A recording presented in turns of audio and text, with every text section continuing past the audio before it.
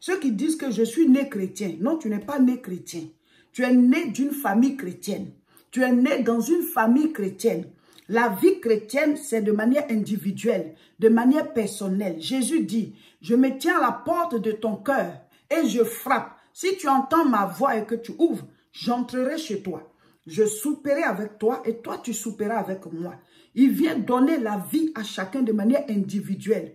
Quiconque entend sa voix et reçoit Christ, cette personne reçoit la vie. Le salut est personnel, le salut est individuel. Mais tu as le pouvoir, quand tu acceptes Jésus-Christ, de prier pour que ta famille aussi reçoive.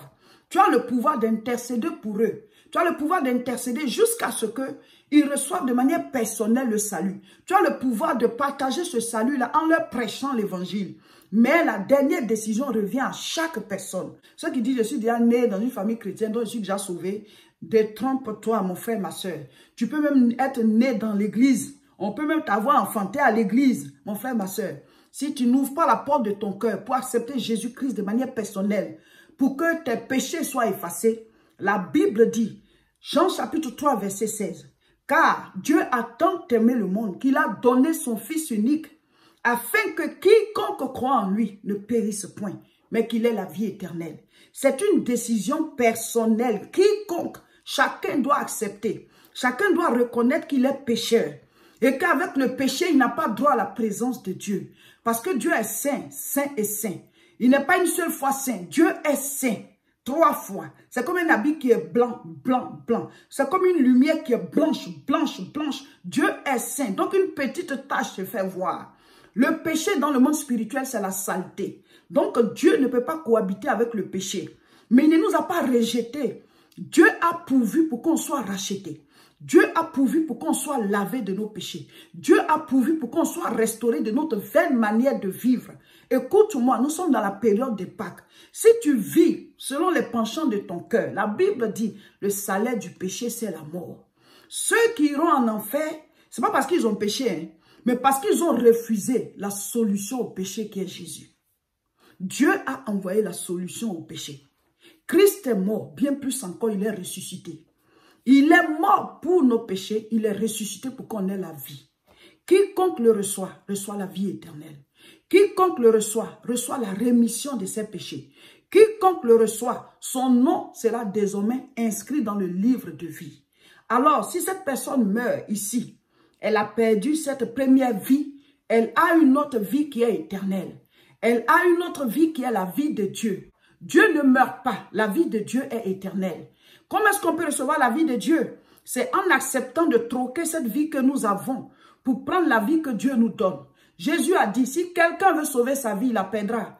Mais si quelqu'un accepte de perdre sa vie pour moi, ça dit la personne m'accepte. Et désormais, ce n'est plus la personne qui vit, c'est Christ, c'est moi qui vis à travers elle. Ça dit, tu renonces à tes penchants, tu renonces à tes péchés, tu renonces à ta vaine manière de vivre, tu renonces de vivre selon tes propres conceptions et tu décides de vivre en fonction de la parole de Dieu. Tu vis comme si c'était Jésus-Christ qui vivait. Parce qu'il a pris ta place dans le tombeau, donc tu lui donnes ta vie pour que tu aies la vie éternelle. La Bible dit, si on n'est pas mort avec lui, on ne peut pas ressusciter avec lui, c'est tellement logique.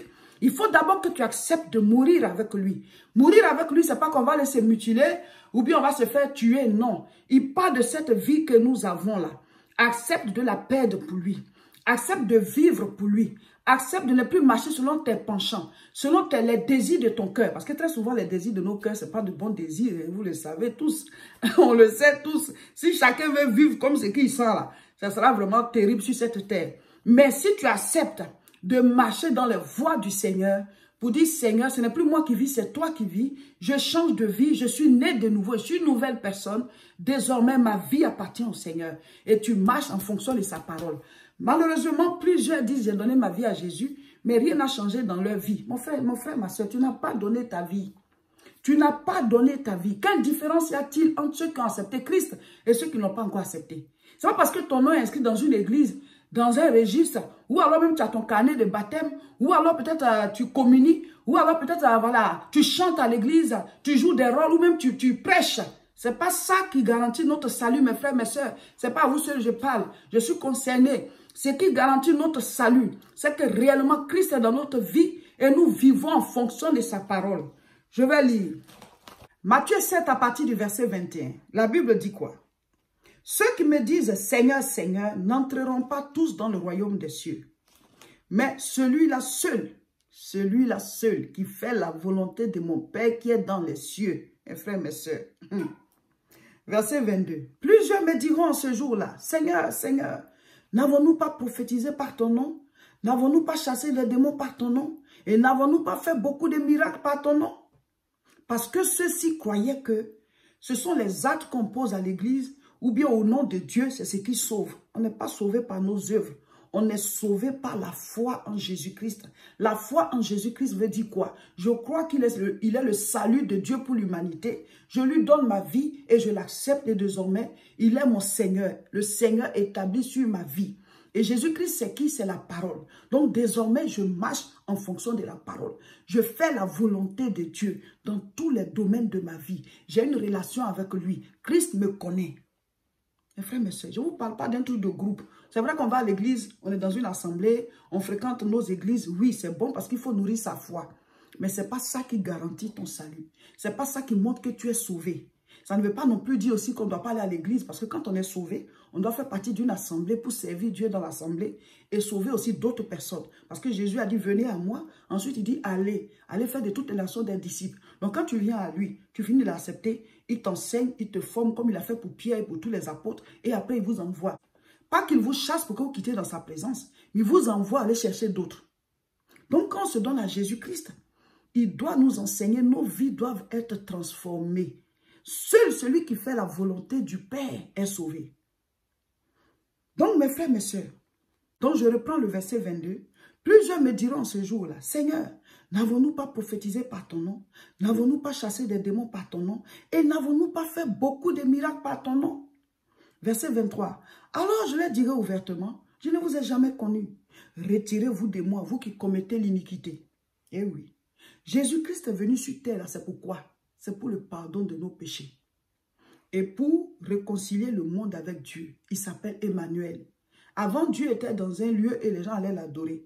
Maintenant, Emmanuel, c'est Dieu avec nous. Quand tu acceptes Jésus-Christ, tu deviens le temple du Saint-Esprit. Quand on se réunit à l'église, là, c'est parce que nous sommes tous, voilà, des chrétiens. On se met ensemble, on dit l'assemblée de Dieu. On se rassemble pour pouvoir l'adorer. Et là, ceux à qui on a annoncé l'évangile, on les fait venir là pour les entretenir. Sinon, chacun de nous porte Dieu en lui. Dieu n'est pas assis à l'église pour nous y attendre. Nous célébrons la résurrection du Fils de Dieu. Alléluia! Béni soit le Seigneur, béni soit le lion de la tribu de Judas, celui-là qui a payé pour que nous ayons la vie et la vie en abondance. Christ est ressuscité. Il est ressuscité avec nous. Il est ressuscité avec nos vies. Il est ressuscité avec nos bonheurs, nos bénédictions, nos grâces. Christ est ressuscité. Nous lui rendons la gloire. Je suis pasteur Seka Olga de l'église La Moisson de France. Nous prions à Tourcoing, c'est tous les dimanches à partir de 10 h. Voici l'adresse, rejoignez-nous. Ce sont des cultes merveilleux à la gloire de Jésus-Christ, des moments de louange, de célébration et vraiment la parole est prêchée avec puissance et prière pour les malades. L'école des disciples, nous avons cours le samedi 23 avril à Aubervilliers à partir de 14 h 30. C'est toujours le premier groupe, voilà. On n'a pas encore fini avec eux. La nouvelle rentrée, on va l'annoncer bientôt. Voilà, donc c'est toujours le premier groupe. Ce samedi 23 avril à partir de 14 h 30 à Aubervilliers, ce sera la formation, l'école des disciples. Donc faites passer l'information. Nos directs, c'est tous les mercredis à 12 h. Ce mercredi, encore connectez-vous et abonnez-vous à nos différentes chaînes. Sur YouTube, c'est La Moisson TV. Et sur Facebook, c'est Réseau International Richesse.